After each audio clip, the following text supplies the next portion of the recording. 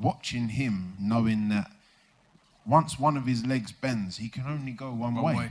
And knowing that and working at it every single day, which I've done, it develops into something that works. Now, I'm going to look like an idiot when I miss. And I'm going to miss. I've accepted that. I've accepted I'm going to miss.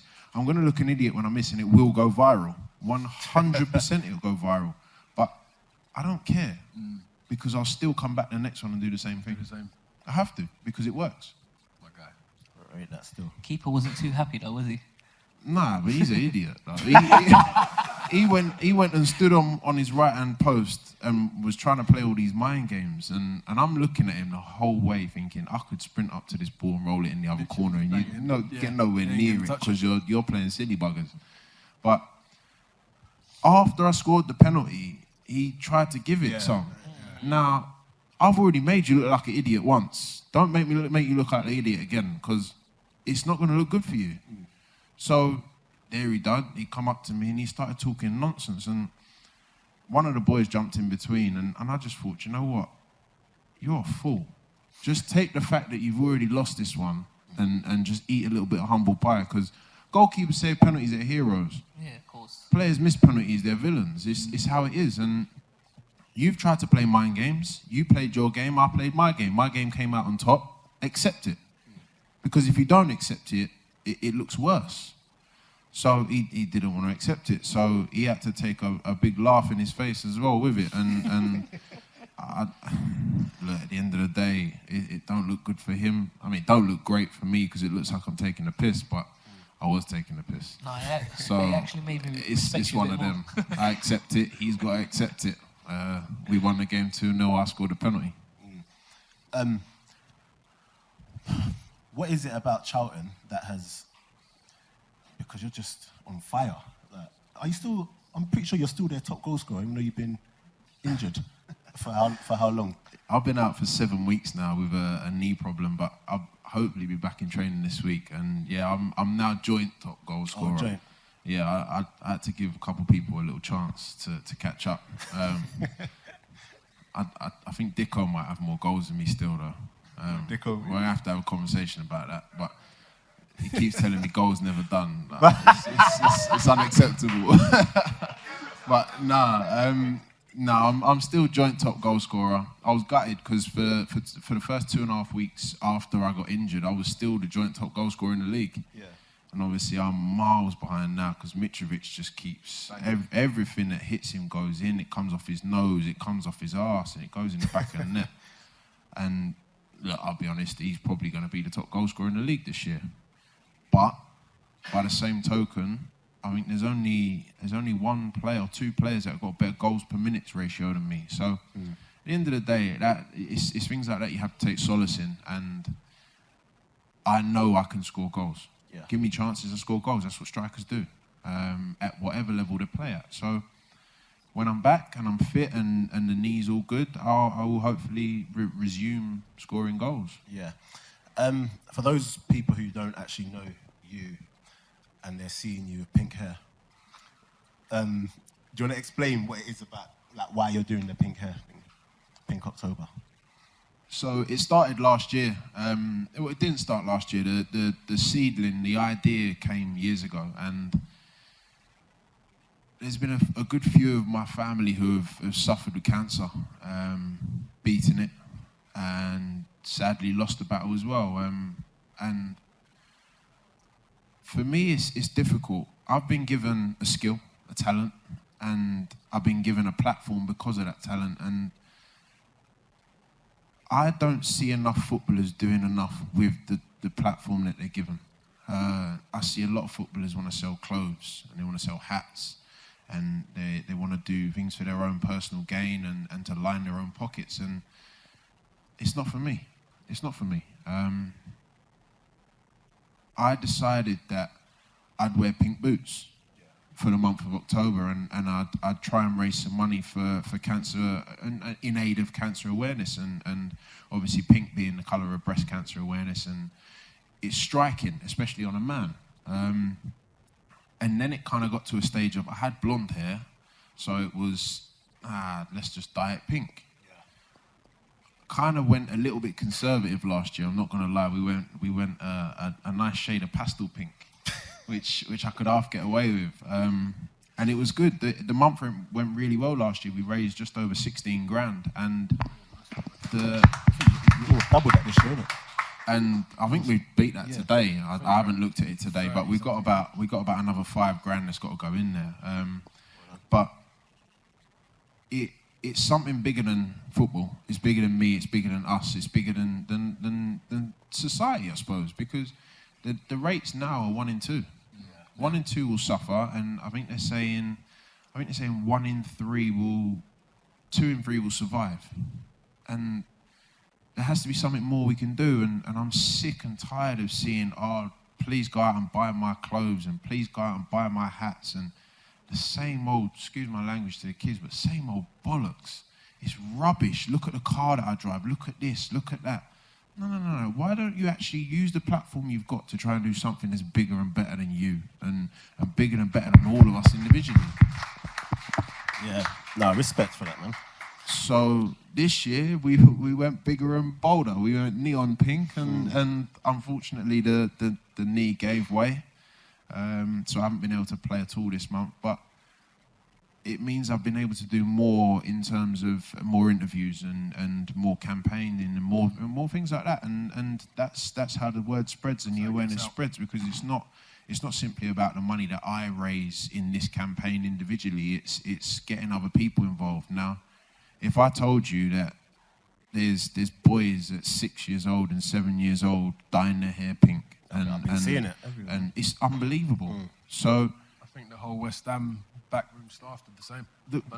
And what they've done at West Ham is unbelievable. And we tried to get something similar done at Charlton, but the problem is with the Football League is that has to be submitted before the season starts. Oh, serious? So it wasn't a viable option. Otherwise, Hummel were in full support of doing it.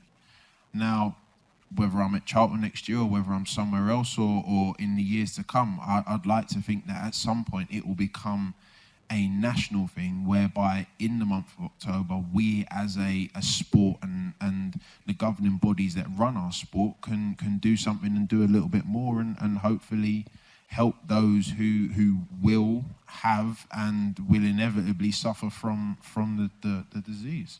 It's quality, man. If I could, nothing but respect now. If I could just ask you about something, because obviously we were talking earlier and I've known you for a while, right? A long time. Yeah. Can you, obviously, for people that don't know your kind of story and where it sort of come from, right? Can you tell them a little bit around what you've had to do to get to the point you're at? Well, put it this way. I mean, me and Dapper had a conversation and we had a conversation whereby he said I'd be the last one up on the stage. And I said, well, what with... no disrespect, but with Leroy Lita and with Peter Rod and Wingy, like I watched them play in the Prem. Really? Little old me.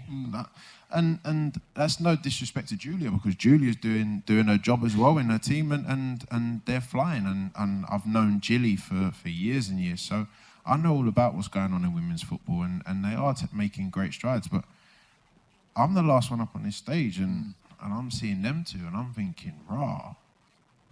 And he's telling me, no, I've made it. and my journey's been a long, long, long one. Yeah. I think I did an interview in The Guardian last week, and I've scored in the Ryman North, the Ryman Prem, the Conference South, the Conference Prem, League 2, League 1, and the Championship. One more to go. The only one left. Oh. And I've been fortunate, Scotland. Been fortunate enough. Oh yeah, the Scottish Prem and the Scottish Championship as well. But I've been fortunate enough to score and captain my country. Montserrat. So I've gone round the houses. Yeah, I really have gone round the houses, and my journey's been unbelievable. And I'd never change that for the world, because it's brought me to this point, and it's made me the person I am and the player I am. So I'd never change that.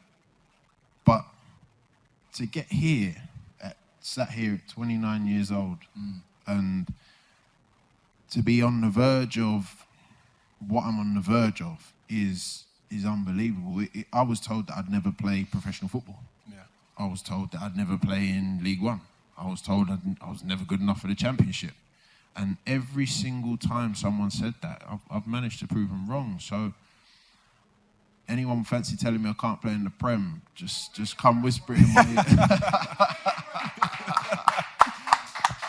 But no, my journey it's been a long one. It's been a long one. But my family have been there throughout the whole thing, and I mean, we go back coming up 12 years now. Yeah. It's a long time ago, and back to the Croydon Athletic days. Now, I don't even think that stadium's there anymore, is it? No, it's not even there. So the journey's been mad. Up to Scotland, back down, and up to Scotland again, and then back down, and back up there a third time. I've been there and I've done it all. I've done some serious mileage, and I'd like to think I was finally reaping the benefits and hoping now that the perception of me is slightly different to the perception of me that it was a couple of years ago. Why was that though? Why was there a different perception of you, do you think? It's difficult being, without sounding arrogant, it's difficult being an educated black man in sport. Now, if I told you that I had 14 GCSEs, a lot of people won't believe that. I don't believe it. So, I do believe it. I mean, but by the same token, that's the kind of things we get labelled. Leroy spoke about it, Peter spoke about it. We get labelled, and is it a bad thing? Yes and no, because the labels are the reason that I'm here. Yeah. The labels and the people telling me that you can't do this and you can't do that, and effectively writing me off for being black is the reason I'm here. So I don't thank them, but I am thankful for being stubborn and for being black and for wanting to prove absolutely everybody wrong, and for having the wherewithal about me to get to where I am. Oh, I love that. So after going through, this club, that club, you've gone through the different levels. What made the penny finally drop? But what is it about Charlton where you've just gone to this level that you were the standout, performer last year, whether you want to accept that or by not. a mile. You were the standout performer, and you've gone on to the championship and just picked up where you left off. What is it that has made that happen, or do you think it was always within you, just needed to be given a chance? I mean, it would have always been within me. It would have always been within me because it would have had to have been for it to come out. But I was given a platform by Neil Ardley when I was at Wimbledon, and he almost gave me a length of rope and said, "Look, just there you go hang yourself," kind of thing. It was go win me the game and do whatever you have to do to win me the game. And since I joined Charlton and since Bo gave me that same respect and that same responsibility, things have just gone from strength to strength for me. I'm playing in a very good team with very good players around me, and it's a joy to play in that team, and I've now been fortunate enough to lead that team out as well, and that for me is a real honour because I wasn't given that honour when I was, let's say, a legend at Wimbledon, the record goal scorer in the Football League for the club, and I still wasn't given that honour. And for someone to trust you and to put that faith in you and to say, do you know what, no, you're leading my team out, and you're going to be the one that leads this group and that makes sure this group does their job. For someone to give you that respect and that much responsibility is a massive, massive thing. And Lee Bowyer's done absolutely nothing but give me that respect since I walked through the door. What's he like as a manager? The complete opposite of what you'd think. I mean, this is the man who got done for racism and in a McDonald's, for beating up his teammate on the pitch, like all sorts of madness. And he is honestly the calmest, most thoughtful person I've come across, and it's actually crazy. He's softly spoken. I think I've seen him lose his temper twice. It doesn't happen. Everything he does is cool, it's calm, and it's calculated, it's thought out before he does it, and that works for me because I don't need no one shouting and screaming and hollering at me. I'm a grown man. I don't need that. I don't need to be spoken to like I'm a 5-year-old kid who's who's just thrown chocolate on the sofa and sat on it. Like, do you know what I mean? I don't need that. So he's been brilliant for me, and because of the platform he's afforded me, I've been brilliant for Charlton, I'd like to think. I mean, there's a couple of fans here, and I'd like to think they'd say the same. Charlton fans, has he been all right, Louis? Come on, you addicts. Okay, cool. So, dare I say it, are we going for back-to-back promotions? Ooh. I'd love to say yes. It's difficult. The Championship is very difficult. I mean, look at the size of the teams in there. I mean, we drew 2-2 with West Brom yesterday. The boys put in a shift. You got your Leeds, the Leeds of this world, and your Sheffield Wednesdays, and you just think it's mad. Every week you're playing against a massive club who, at some point in the last 15, 20 years, has played in the Premier League, and that in itself is mad. For obviously Charlton have been there, and we've done that, but don't forget, not that long ago, this was a mid-table League One team. Yeah. So, I mean, you can't forget where you've come from, and you can always aspire to greatness, I suppose. And if we got promoted, I think there'd be bronze figures of us all around the stadium, and it'd be unbelievable. But first things first for us this year has to be secure ourselves in the league and stay in the league, and we can go from there. Who would you say in your team? I've got an idea. Well, I've got who I think is the most talented in your team. Conor Gallagher. Really? Yeah. Oh, I thought I mean, say Williams. Okay, so this kid's 19 years old. 19 years old, fresh out of Chelsea's academy, in his first year of senior football, and he scored 5 goals in the Championship, and every single week he is in our best 2 or 3 players. Wow. Every single week without fail, at 19 years old. Is he on loan or is that permanent? He's on loan. on loan for the season. We couldn't afford him. Honestly, this kid in 2 or 3 years will be worth 50, 60 million. Oh, you think so? I'm not even joking. He's that good. It wouldn't surprise me if in January Chelsea recalled him and sent him out on loan to some Premier League team. It genuinely wouldn't surprise me. He's that good, and he's such an unassuming boy as well. I knew his brother from my days at Wimbledon, and he's going to be a hell of a player. Oh, okay. I really thought you were going to say Williams. Nah, Johnny's a good mate. Johnny's a very good mate, and he's in the change room. He's my next door neighbour, so I always wind him up and call him Little Willie, not because of that. He's only 5'4" or something like that. He's tiny. But yeah, we've got some real midgets. We got Erhan Oztumer. I think he's 4'9", and I call him Frodo. So. We got a couple of midgets, and then we got a couple of absolute units as well, built like fridges. Nabby and Chucks. I think they're both 6'4" and about 7'4" wide. So yeah, it's mad. Erhan stood between them 2 a couple times. Montserrat. How did that come about? Was it a thing where you always wanted to play for them, or when it got to a certain stage where you thought England might not happen? Let me play for Montserrat. I never thought England would happen. Didn't you? No, I was playing non-league football. Happens? Let's be real. I was never good enough for an academy. I went on trial at Charlton at 13 years old, and they said to me, "Nah, you're too small. You're not good enough." When I say I've been around the houses, I've been around the houses. So for me, England was never an option. It was never even plausible. Montserrat. It was funny because the weekend that I actually got the message on Facebook, I was joking with my dad and my stepmom and my little brother that my dad would play in goal because he's too fat, basically, was the joke. And like all my uncles would play here, there and everywhere in the team. And I'm on the train back to Sheffield, and I got a message on Facebook, and it was from a bloke who'd gone looking for players. And he'd basically done his homework, somehow come up with me. And the next thing you know, I got invited to there was a training camp going on at St George's, and I was invited.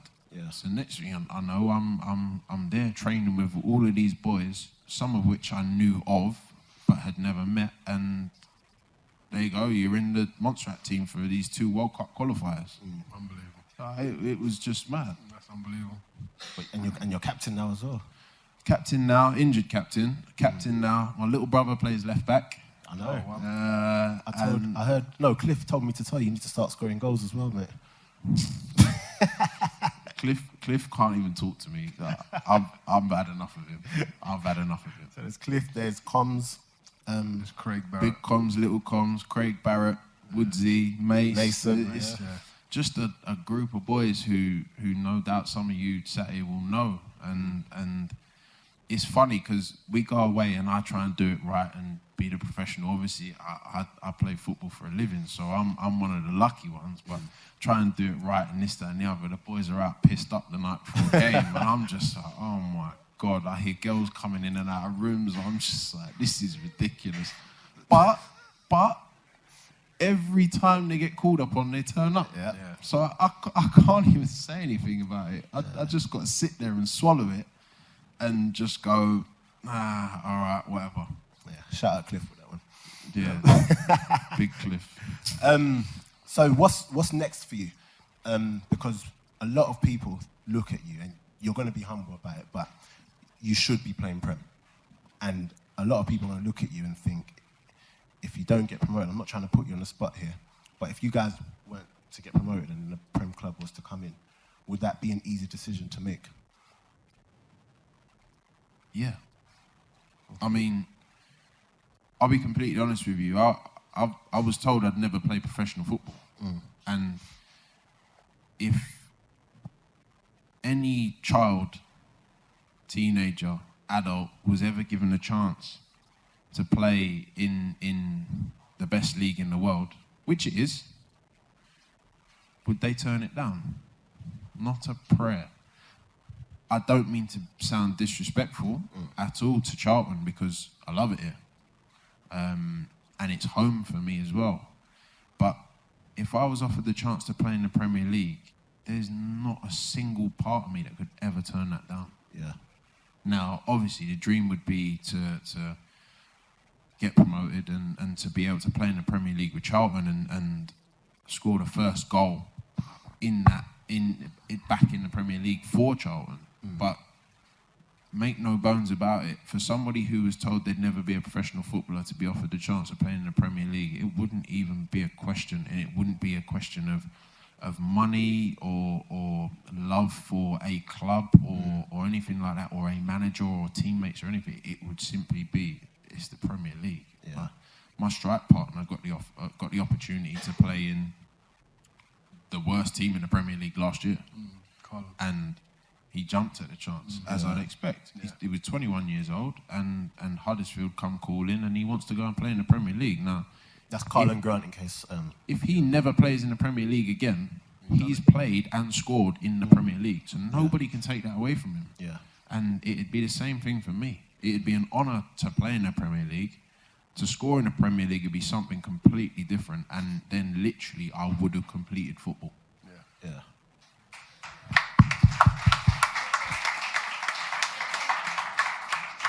Okay, so because we did overrun, sorry guys. Oh sugar, my mind's gone blank. What was I supposed to ask him? Are you expecting me to know that?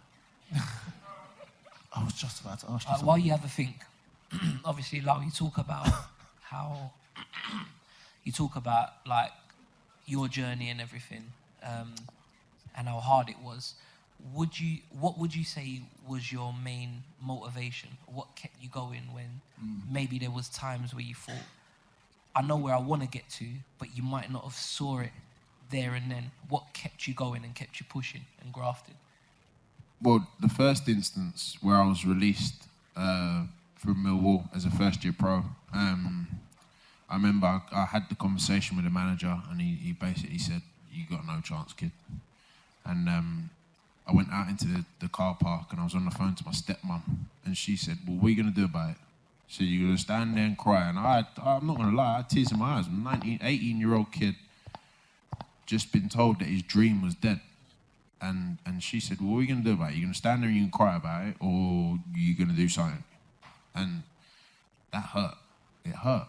And basically my whole career until I was about 25 was built on fuck you. It was built on I'll prove you wrong. Like, you've done me over here and I deserve more. And it was just pure stubbornness. And my family will tell you that I'm a stubborn person. That's who I am. That's the kind of person I am. But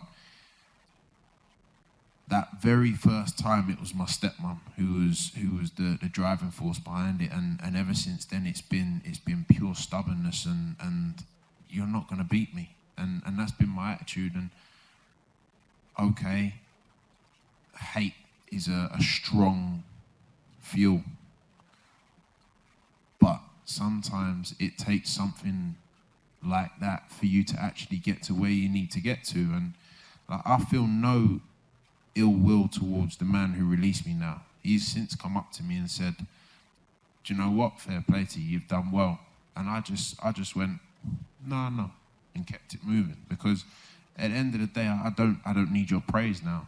I don't need the affirmation from you that I've done something right. I did this with the help of my family. This is nothing to do with you. I went the hard way. I dropped out of the football leagues and went non-league and scored goals and then got back in and then got released again and went up to Scotland and got back in and then was told I wasn't good enough and I was 7th choice striker and got back in. I've been released and sold so many times. I've played for 14 or 15 different clubs. I was adamant that they were never going to beat me, and they haven't beat me. And 29 years old, now with the first injury of my career, I'm adamant this won't beat me. So it's the same thing from day dot till now. I've been a stubborn bastard since, and I'll be a stubborn bastard from this point forward as well. I remembered my question. So what I was meant to say, when a lot of Charlton fans heard that you were coming on, the question I always get is about your contract. Is there any news on your contract? Are you going to extend? Or is this one of those, now's not the time to talk about this? I mean, no, now isn't the time to be talking about this, but we'll talk about it because it's I'm not going to shy away from it. We are in a conversation at the moment. There is a narrative happening. I mean, it's obviously not me having the conversation. It's my people and the club. And if an agreement can be come to, then obviously I'd jump at the chance of staying at Charlton and signing that contract. As I said, it's home for me. I was born in Greenwich. The first place I ever lived when I was a baby was in Greenwich, and then I grew up in New Cross, so only 10-15 minutes down the road, and now I live 25 minutes from the stadium out by Bluewater. So I would be fortunate to be offered a contract at Charlton and be very fortunate to be able to sign a contract and potentially lead this team back to the Premier League if that's possible. Otherwise, be able to play the rest of my career at this level. I mean, I'm happy. I'm very happy where I am. I'm obviously not happy being injured, but I'm very happy where I am, and it's not up to me, kind of thing. I'm waiting for, and any Charlton fan will know, I'm waiting for the powers that be to make their decisions and decide what is good for the club in their opinion. So, and I pull no punches on that. It's not me. It's something that has to be agreed between two parties, and until there is something on the table to be negotiated or spoken about, then there's not really a great deal to say. But I do know that there is a conversation ongoing as we speak. Thank you for that answer. But yeah, all the best. Lyle Taylor, everyone.